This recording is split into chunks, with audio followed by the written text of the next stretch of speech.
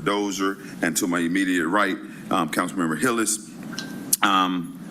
Before I make a motion to adopt the agenda, but just a small change, I would like to take the public hearing right before we do presentations. That way we can get our citizens back to their daily lives. So I make that motion to adopt the agenda. Motion has been made and second. Please open the vote.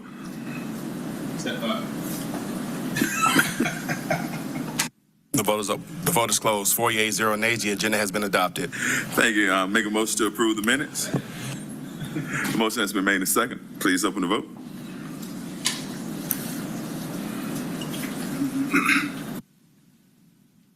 The vote is open.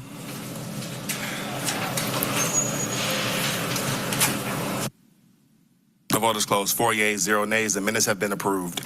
Thank you. That takes us to our public comment section. You will have 3 minutes to speak. Always a courteous reminder to keep your comments directed toward the committee. I only have one person signed up for public comment. That's Winston Taylor. Sir, you have 3 minutes. Thank you this morning, sir. Chair, Biddy. Just need some help on MLK between. We continue to have accidents where cars are running into our buildings and properties, whether it's the Ashford Street Theater, whether it's the Zaxby's, whether it's my building at 960, the poles there. These cars are jumping the sidewalks at extreme speeds. The second time of my building last week where they hit the telegram pole and parts flew all over the patio there at 4:15 in the afternoon. These accidents did not occur before the removal of the south side of the parking on ML King, and the turning lane was imposed in that particular section between White House and Lowry. There is no turning lane in any other place on the ML King corridor, including at the Walmart, and so there is no other place where these type of accidents are happening on ML King. So again, we've worked with DOT to do several things, but we keep not just going back to the simple place of going back to where we had parking on both sides, and that was a simple lane like it is on the rest of MLK. But these accidents are extremely dangerous, and again, property damage. Again, I don't know if you guys saw it when Zaxby's was boarded up, the window was boarded up, and the brick was boarded up for about 6 months. That was actually where a car ran into the building. The Davenport building has been ran into 2 times, and now my building twice.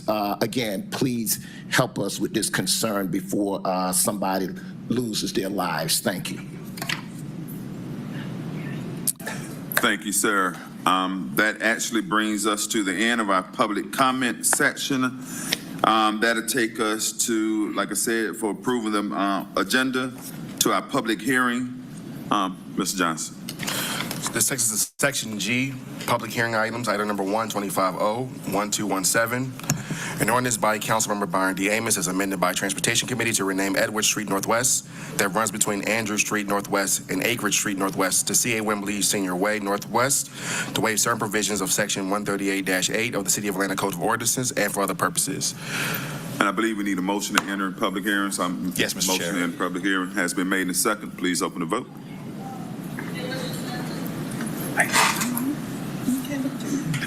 The vote is open. The vote is closed. 6 yeas, 0 nays. Public hearing is now open. Thank you. And as we move into that, I want to recognize we've been joined by our Vice Chair, Councilwoman Overstreet, and then also Councilmember Lewis as well. So I have 4 people that signed up for the public hearing. As you approach the mic, I will call your name. Ms. Colbert Bradford. Just signed up, no speaking. Ms. Daisy Williams? No. Borkin? No. And Crane? No. Okay, so no one is speaking during public hearing? Okay. Sure? I'm sure. All right. Make a motion to close public hearing? Sorry. Motion has been made in a second.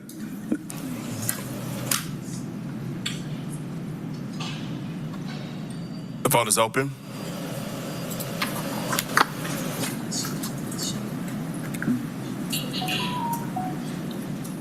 Will everyone please vote? 6 yeas, 0 nays. The public hearing is now closed. And Mr. Johnson, just for the record, so the people to know, because I know they was here to speak on that, what would be the next move for this paper here? Mr. Chair, to approve the paper, and then it will be adopted at the Monday's full council meeting. Okay. Thank you. So, motion to approve. What are we? Because we're out of public hearing. We need a motion to approve this paper here? Yes, Mr. So Chair. definitely motion to approve. Motion has been made and second. Open the vote.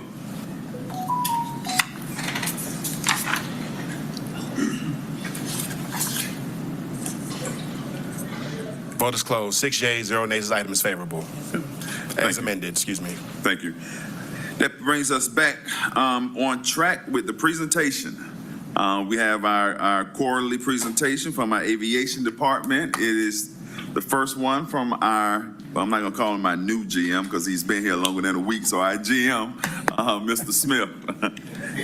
It's on you, sir. Good morning, Chair, members of the council. It is good to be here. I think this is my third or fourth appearance in 2 weeks or so. So it's good to see you all again.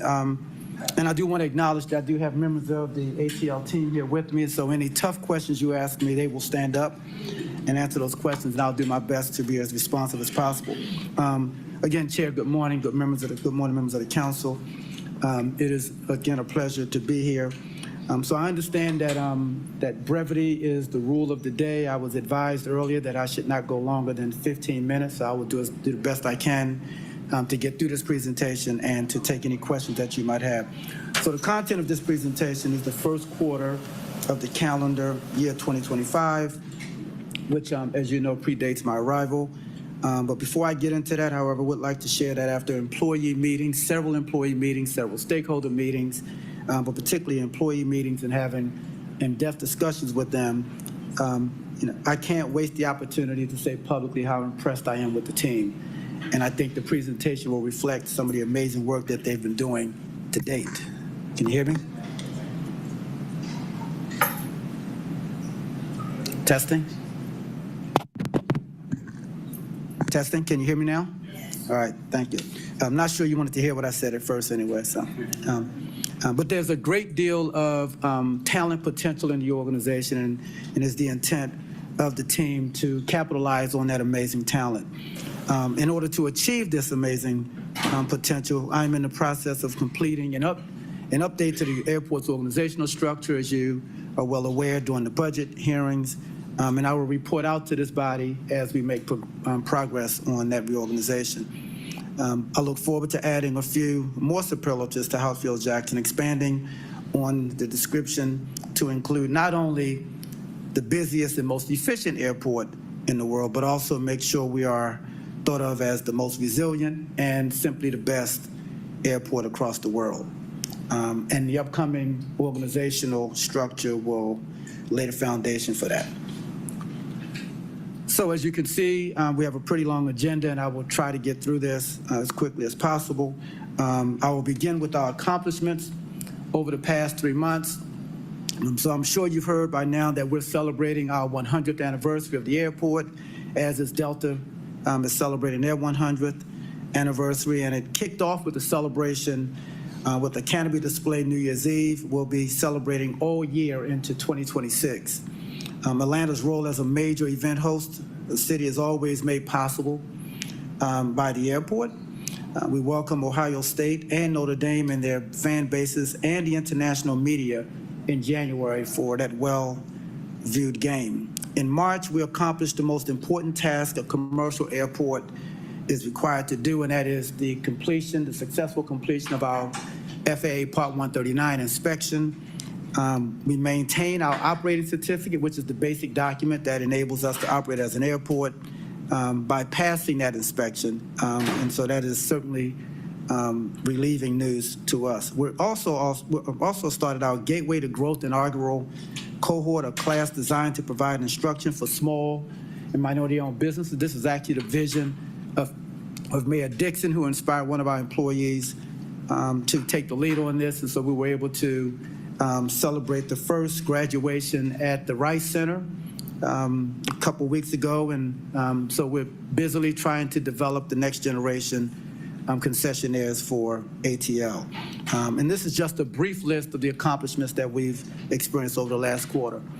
Moving on to infrastructure, our capital expansion projects facilitated by the infrastructure team are moving forward based on the master plan created nearly 10 years ago. We're also updating the next iteration of the master plan to reflect our current needs, target completion of the draft by the end of this year, and we will be talking to this body about that document as well. The Ramp 6 North project, as I move on through infrastructure, the Ramp 6 North Gates project added 3 gates, restrooms, and new concessions to the airport. It opened in February of this year and is operating at full capacity already. We constructed these gates to reduce gate closure impacts at Concourse D as that project progresses. The South Parking Deck Phase 1 construction is perhaps the most visible infrastructure project that we have going right now. We expect this project to be fully complete by June of 26. We're shooting to have that done prior to the World Cup. Once complete, the parking infrastructure will have 6,500 structure spaces and 1,300 surface parking spaces for a total of 7,800 spaces. It will also include charging spaces for electric vehicles, and it will also include the red light, green light system, or the parking guidance system that will make it much easier for airport visitors to traverse the parking facility. The Concourse D widening project continues to widen our narrowest concourse. We're currently working in Phase 2. Phase 2 will be completed in September of this year. Phase 3 will utilize conventional construction methods as opposed to the current phase, which allowed us to introduce some pretty innovative project delivery methods. There are 6 phases in total for this project, and we're targeting project completion for the total project in the summer of 2029. One of our most iconic operations at ATL, as you know, is, of course, the plane train operation. We're completing the plane train west expansion project, which will reduce passenger wait times and increase passenger capacity. Earlier this year, we received the first of the 14 new plane train cars that will add to the fleet. These new vehicles are designed to be safer, more energy efficient, and more technologically advanced than the current fleet. Moving on to sustainability. Sustainability, as you can be aware, remains a high priority for ATL. So ATL is leading the industry in sustainable innovation by incorporating solar panels to generate clean energy, a significant move for airports globally. This project with the FAA and Cherry Street Energy represents our dedication to a sustainable future. It includes Fire Station 40 energized in December 2024. We energized Fire Station 33 in March of 2025. 15 additional sites planned around the airport, and significant steps towards the goal of achieving 100% clean and renewable energy by 2035. Continuing with sustainability, we've also been recognized for our sustainability efforts within the industry. Our South de-icing facility is now one of the few facilities in the world with both LEED and Envision certifications. ATL has been recognized for its work through the Electric Vehicle Adoption Leadership certifications. EVAL certification is a Department of Energy, a U.S. Department of Energy supported program recognizing organizations that demonstrate a strong commitment to sustainable transportation through the implementation of electric vehicles, EV infrastructure, and policies. EVAL certifications are awarded to 4 levels, bronze, silver, gold, and platinum, with each tier reflecting increasing levels of policies, investment, and achievement. ATL earned 3 platinum and 18 gold level certifications. ATL also facilitated the annual Flint River Cleanup Project. We're engaging in lead training with our teams, and we're conducting outreach to the community to discuss sustainable work. Moving on to diversity. Following in the legacy of our namesake, Hartsfield-Jackson is committed to ongoing diversity campaigns. This slide describes our current diversity work as part of our capital expansion plan. Since the plan started nearly 10 years ago, we've invoiced more than $1.4 billion in work to EBO partners. We will continue to work to create more opportunities for business traditionally utilized in this field. Moving on to operations, it is ATL's goal to provide a safe, efficient, and enjoyable experience for all of our passengers. That is our very basic obligation. These next data points show just how many passengers and operations we facilitated in the first quarter. So 24 million passengers flew to, through, and from ATL in the first quarter, matching last year's figure. We saw 190,000 operations, an increase over last year. More than 790,000 rideshare pickups took place, also an increase over last year. More than 114,000 taxi pickups also marked an increase over last year's figure. And this is an important metric because, the competition between taxi operations and rideshare has been a concern across the industry. So to see that we're experiencing strong performance in our taxi program is certainly a positive sign. Here's a look at the year in passenger totals for 2021 to last year and compared to our first quarter numbers this year. We hosted 108 million passengers last year. We started 2024 with 24 million passengers, as I stated earlier. So we may be on target to reach that 108 million figure again this year. However, it is important to note and to be aware that many factors, including weather, economic uncertainty, and geopolitical impacts on travel could reduce that 108 million passenger forecast. And so again, we'll keep you posted on how that develops. Moving on to law enforcement, May is considered First Responders Month, so we always want to commend our law enforcement officers, our public safety officials for the amazing work that they do. And so this gives me an opportunity to make that point. Their role in ensuring safety at ATL is obviously vital. Our quarterly figures for 911 calls show we handle, on average, about 3,000 such calls a month. One of the biggest issues continues to be firearms recovered at security checkpoints, and so we cannot remind the public enough that you should leave your firearm at home when you're visiting the airport. And so, yes, these numbers do reflect TSA success in that they're recovering these weapons, but we still need the public's assistance in reducing the number of passengers trying to carry on these weapons through the airport. Vehicle theft figures are being reduced, another positive sign.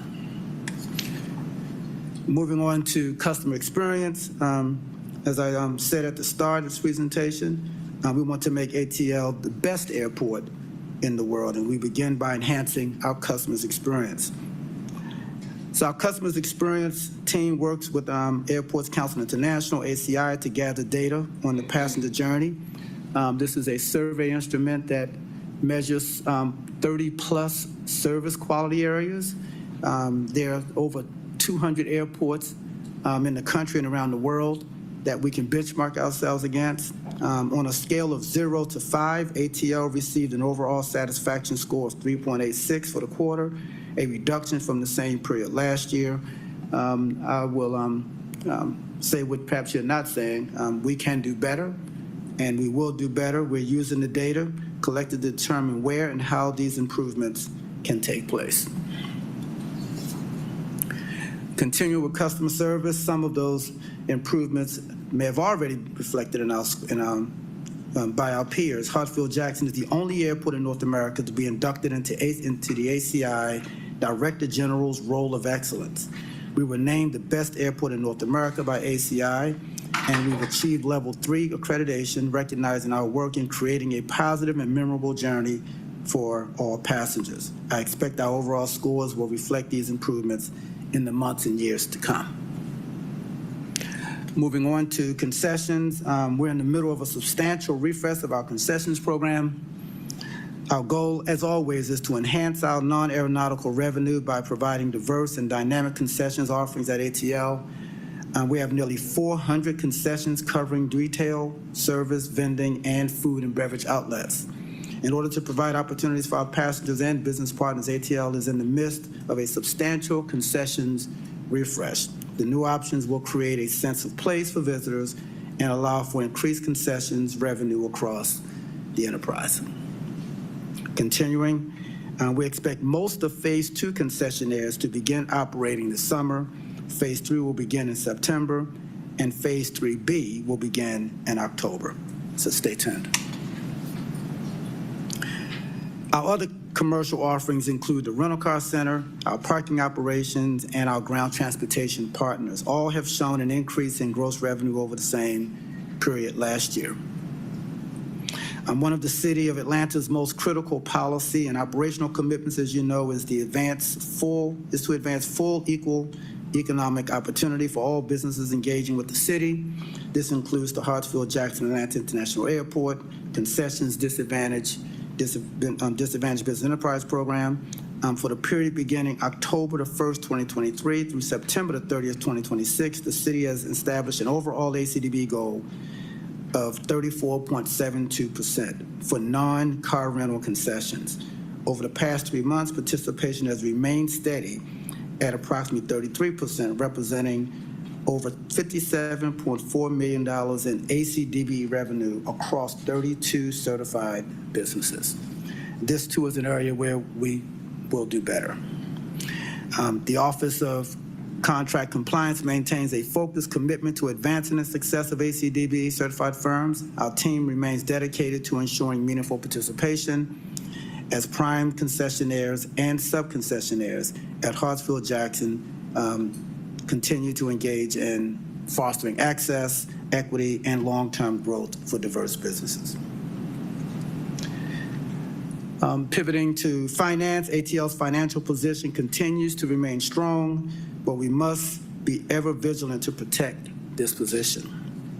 Revenues were under budget by $29 million, primarily due to the CrowdStrike outage that occurred several months ago and major weather-related events, which had a negative impact on passenger traffic due to flight cancellations. Expenses were under budget by $27 million due to on-call contracts not used and the timing of the execution of contracts versus when budgeted.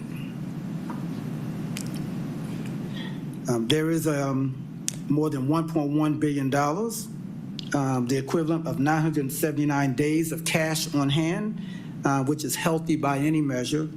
Our strong GARP debt service coverage allows us to borrow money for construction projects at a good cost. ATL will issue bonds sometime later this summer. Our current CPE, cost per employment, allows us to attract new flights and new airlines. Advancing to technology. Technology obviously plays a vital role across all components of the airport. On the subject of Wi-Fi resiliency, we delivered complete Wi-Fi core switch redundancy to hot core switches now ensure uninterrupted service for over 300,000 daily airport guests and thousands of employees, eliminating the previous single point of failure. We successfully executed a complex cross-departmental project with operations, security, emergency management, engineering, customer experience, TSA, Customs Border Protection, and more, all coordinated during midnight 4 a.m. windows to minimize operational impact. This was a scary moment for us. We also achieved robust network resiliency and future-proofed connectivity, supporting critical airport functions and enhancing customer and staff experience around the clock. With respect to real-world cyber defense assessment, we engaged trusted external experts to actively attempt unauthorized access to our network, identifying real vulnerabilities before adversaries can exploit the system. That assessment was very informative in terms of how we move forward with strengthening our infrastructure. We gained actionable insights to immediately strengthen our defenses, address security gaps, and uphold regulatory and industry standards. We demonstrated our commitment to protecting critical airport operations, sensitive data, and public trust through rigorous real-world security validations. With respect to visual recognition, we completed vendor evaluation, secured funding, and selected a best-in-class solution to deliver biometric exit capability for all departing international passengers. Project execution is underway, targeting completion by end of summer, enabling faster, more secure, and seamless boarding while meeting federal requirements for exit identity verification. This critical upgrade will enhance security, reduce wait times, and improve the travel experience for both passengers and staff, positioning our airport at the forefront of innovation in passenger processing. Okay, moving on to organizational strength. Our employees in maintenance operations, public safety, administration throughout the organization are vital to the success of ATL, and I think you all would agree with that. Our staffing figures have improved over the same period last year. We have filled 826 positions, an increase of 14% over last year. Our vacancy numbers have decreased, and our total positions are increasing. With that, that completes my formal presentation. I will now entertain whatever questions you have, and I want to thank you again for listening to this update. Thank you. Thank you, sir. First, Councilmember Dozier. Thank you, Mr. Chair. Good to see you, Mr. General Manager. I know you've spent a lot of time in this room this morning, so I know you're ready to move on to the next thing. Just a quick question, something that I've shared in other meetings. I know in CDHS a couple of weeks ago, we had the Atlanta Convention and Visitors Bureau, William Pate speak to talk about some of the upcoming convention challenges and opportunities, especially with World Cup and beyond. Something I think a lot about is with this national climate or this international climate, what that means for tourism in the city, what that means for visitors and travel as a whole. Do you see any threats or concerns with that national or international sort of geopolitical conversation and how in terms of potentially impacting the airport? You know, we're number one in the world in terms of passenger traffic. I know a lot of the folks that fly through the airport are traveling, or, you know, some folks are coming to Atlanta, some folks are visiting other cities across the country. I'm not 100% sure on what percentage of our passenger traffic is international versus domestic, but I imagine, you know, from a system standpoint, there's trickle-down effects when fewer people are coming to the United States as a whole. So what are we thinking in the near term, long term about what's happening across the globe and how our diplomatic decision-making is impacting our local economies, and then also are there things that we can do to mitigate that? I imagine from an airport standpoint, it's not like putting in a new amenity is going to drive passenger traffic, but I imagine there's some conversations y'all are having as an industry or with other airports or City of Atlanta or State of Georgia to try to keep that traffic coming through. So can you just unpack that a little bit and talk about what we're doing, how we're responding to these challenges? Yes, Councilman Dozier, thank you for that question. So, you know, airports might be one of the more vulnerable transportation systems in the world if there's an impact on the national or global economy. If there's some change in the geopolitical environment, be it locally or globally. It affects the airport, and it affects the airport because it affects the public, and it affects the public's will to travel. And if the public loses its will to travel, then that affects the amount of traffic that's coming through the airport.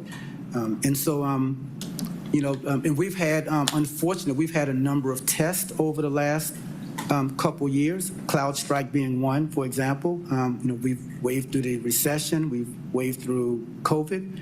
You know, all of those were very impactful events for the airport system. And so what we can do to try and strengthen ourselves through those processes, I talked earlier about steps that we're taking to beef up, you know, our security, our technology infrastructure to try to fight off any cyber attacks that might hit the airport system. And, you know, those who are engaged in that unwanted behavior are becoming more and more advanced every year, and so we continue to advance our systems to make sure that we're prepared to take on the latest and not so great as cyber attacks.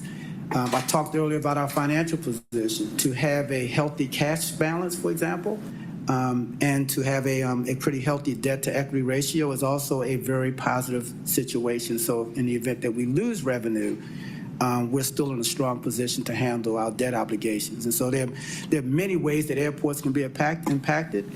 We have a very, very strong operations security team that's training on a regular basis to deal with any attacks on people who are in the airport. And so we find that we're prepared to respond to whatever attack that comes. We cannot prepare for every scenario, and I think that's been proven over the years, but we think we're prepared to address those potential attacks that we're aware of.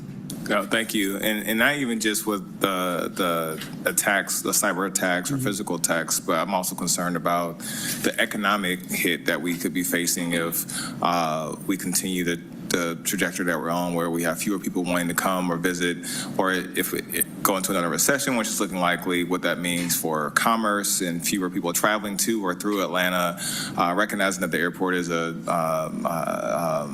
has an enterprise fund. I imagine that fewer sales at concessions or less parking revenue will impact operations as a whole for the airport as well. And so it's just something I'm concerned about, and those are the sorts of things that I'm hopeful, and I imagine y'all are thinking about, but if there are ways in which we can leverage the fact that we are the busiest and most efficient airport in the world to ensure that we can weather that storm is something that I want to be able to make sure that we're doing. So that was the other side of that question. My only other question is, and I know you're newer to the airport, but I saw some chatter about it about a month ago. What's going on with the flags outside of the international terminal? There's also some hubbub about the international flags being removed, and was that a call that came from the White House or FTA or what? Any idea what that's about? We're simply replacing the flags. Okay. It's a maintenance effort. Okay, so tensions are high. So you see international flags come down at the world's busiest airport. People start assuming some things. So thank you for saying that for the public record. Thank you. Thank you. All right, Mr. Chair, I yield. Thank you. Councilmember Juan. Thank you, Mr. Chair, and thank you, Mr. GM. I appreciate your first presentation. You did great. I'm going to dive into some of the slides that are in here. First one is on 16, the operational metrics. I pulled up the Q4 report, and our passenger count is actually down about 11%. How much of that is just cyclicality, people not necessarily traveling at the beginning of the year? How much of it was weather? How much of it are potentially headwinds? You mentioned how you're kind of the canary in the coal mine. So I'm just trying to see if there is any thing to read in the tea leaves here in terms of Q1 versus Q4 of last year. I think if you look at some uncontrollable events that occurred in this quarter that did not occur in the first quarter. CrowdStrike was one that I mentioned. That would have an impact on traffic. But to be honest with you, Councilman, I'd rather punt on answering that question and get back to you. Okay. It'd be helpful because, again, I was a little surprised because we had the football championship. I mean, it wasn't like we were necessarily slowing down in activities over quarter four from last year. And then I'll also say, I mean, CrowdStrike was last summer, so that I'm even pushing that further back. So to the extent that y'all can provide any more insight into why we were down 11%, it may just be, again, if 90% of that is just quarterly cyclicality, then so be it. But again, I think to Councilmember Dozier's point, you're probably going to see us be a little more hyper vigilant in terms of performance and metrics and hints of what may be coming or may already be here. So let's talk. Well, we can talk about that. And I'll get back to you with an answer. Perfect. I will say this, however, it's not the best comparison comparing one quarter to another. It's better to compare year over year.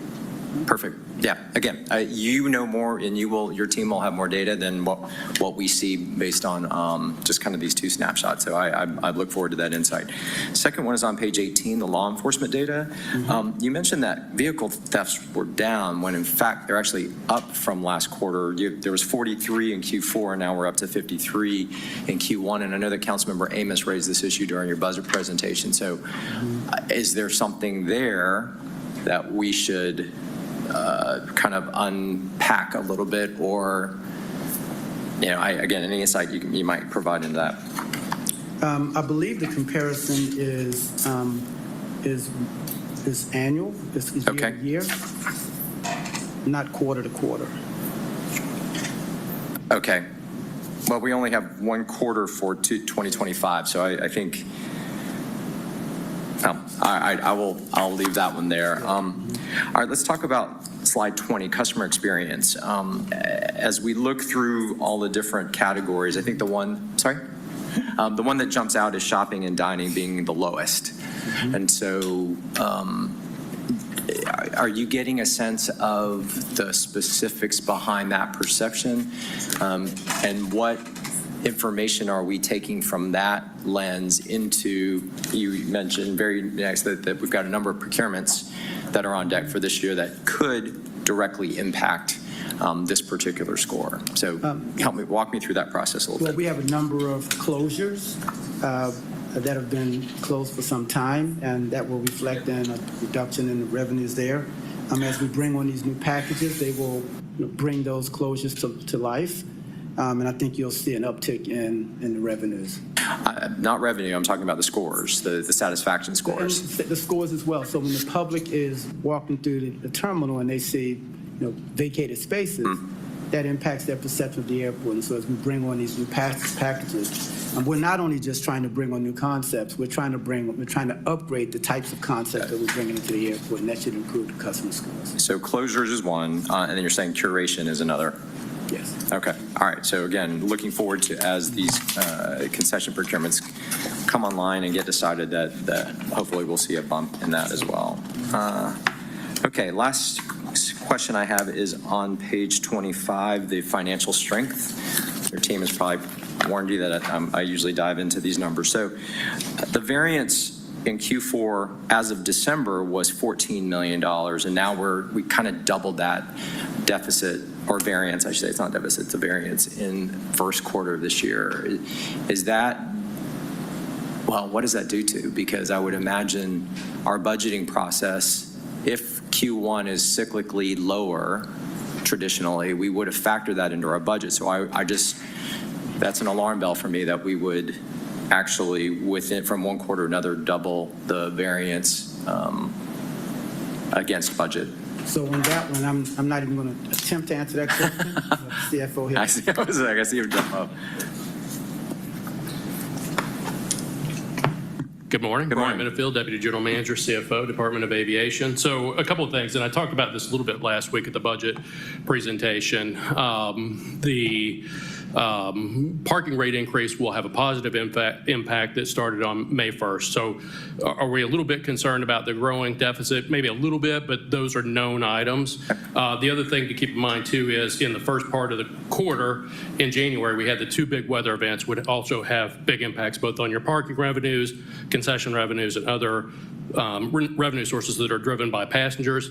The other thing that I'll say is, and I mentioned this last week as well, we had our fiscal year 24 true up that had some credits back to the airlines that reduced revenues. Those are really hard to predict when you budget, so I'm not too concerned about that from a financial perspective.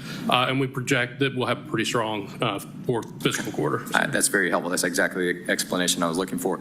On the expense side, so let's say we are we're optimistic about the next couple quarters, but what if we start seeing these headwinds materialize from everything that Councilmember Dozier and I have been saying?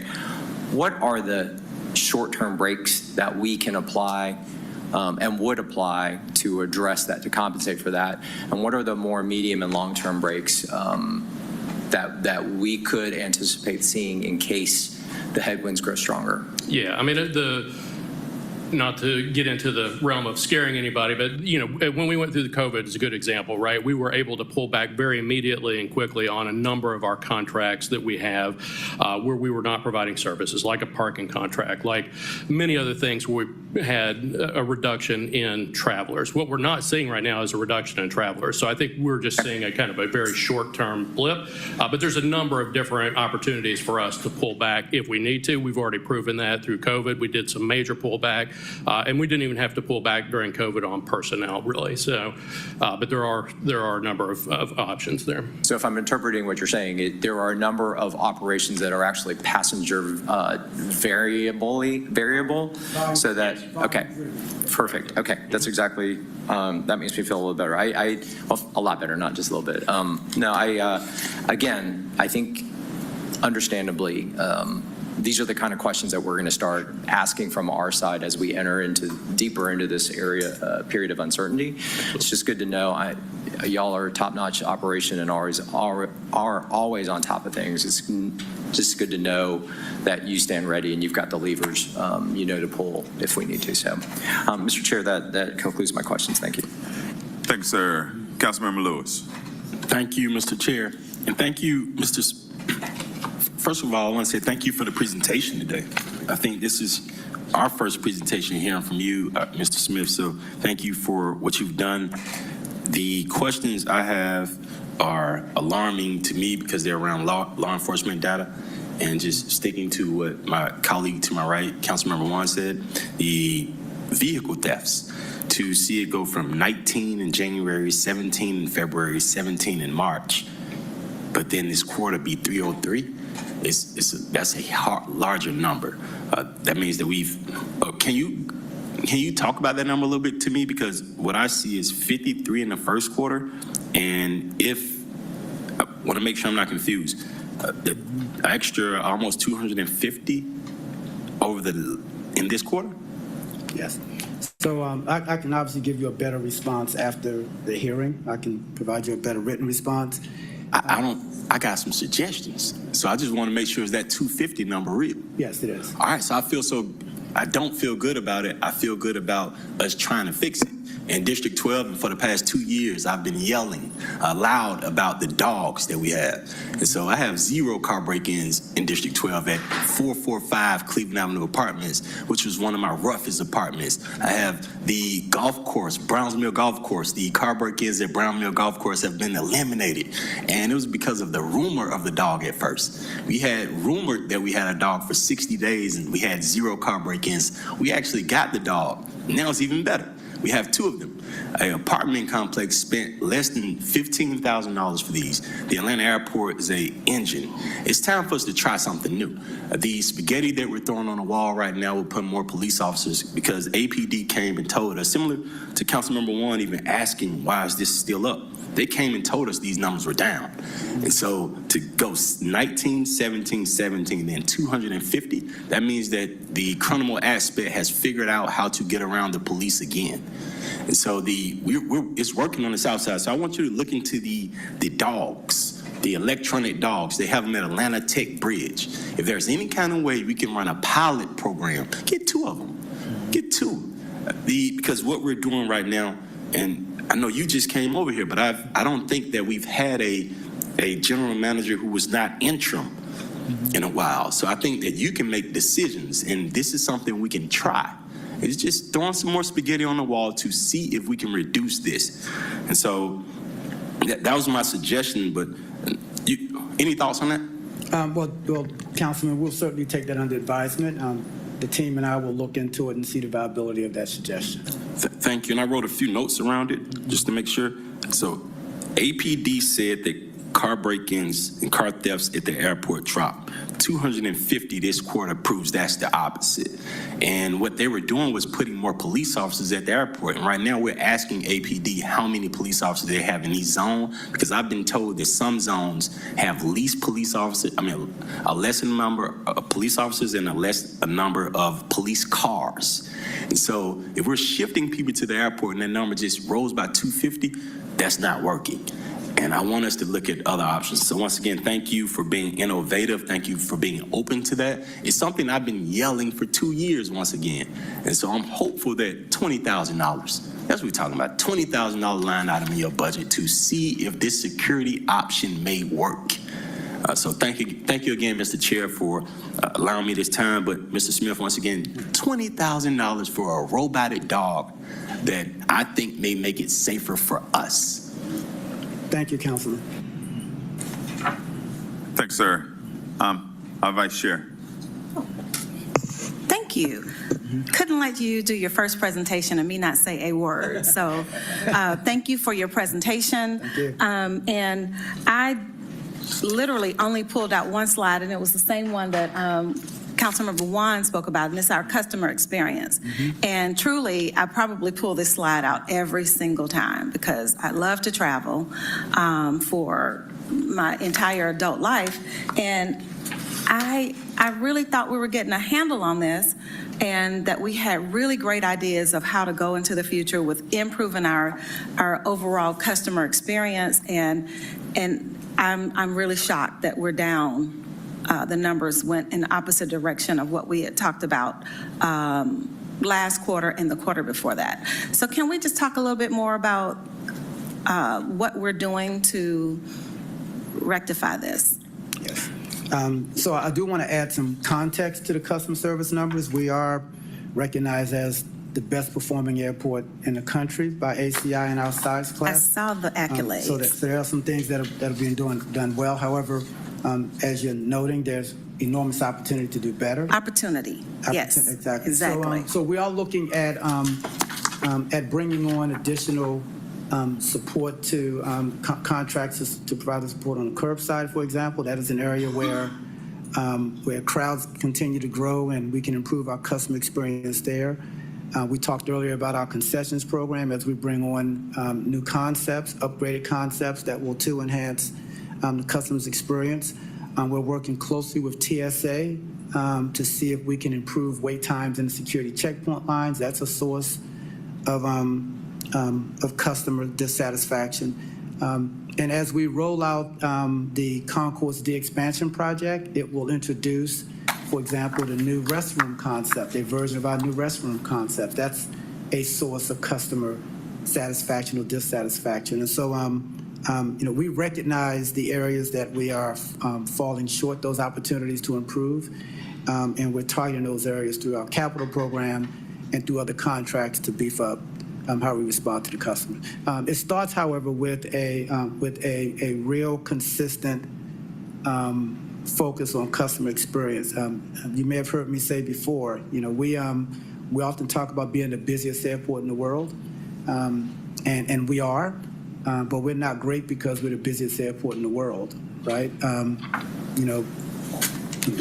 That doesn't make us great. What makes us great, what makes us have 108 million passengers in the world is because we have a great airport and we have a great team. And so the key here is to build on the foundational strength that we have and to put in place measures to improve our customer experience. And you'll hear more about that in the coming months. Okay.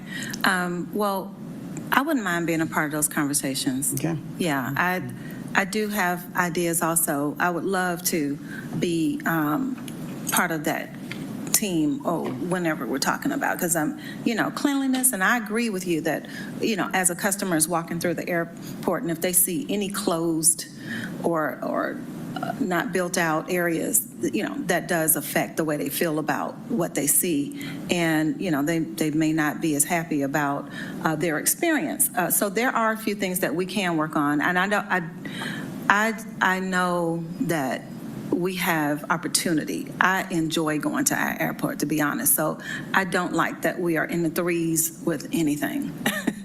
So just know that I'm here to help with that. And I was listening in on the conversation that you just had about the metrics on page 16, where we were talking about the month-to-month, and you were saying that it's not good to look at month-to-month data where the airport is concerned, and I just want to double-click on that. I agree with you 100%. You know, the airport is very cyclical, and it really is like a seasonal kind of wave.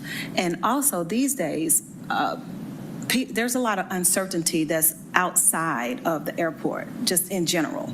People don't know if they should take that trip, or people don't know if they're safe to leave the country and come back. Like, there's just a lot of uncertainty that is outside of anything that you could do to make them feel more comfortable.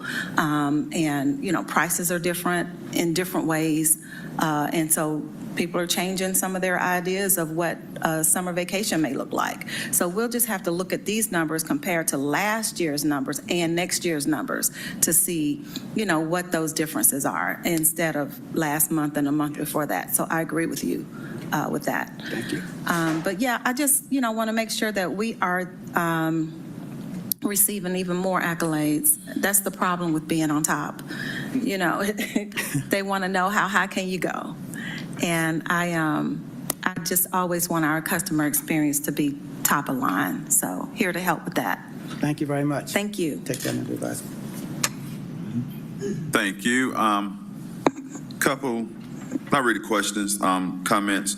Thank you for keeping us abreast of the car thefts. And that has always been on the news. But when I remember during the last public safety meeting, when our police chief talked about how they discovered an organized group that was targeting the airport, stealing cars. That's very different than just a normal person deciding to take a car. They intentionally targeted. So those numbers would have.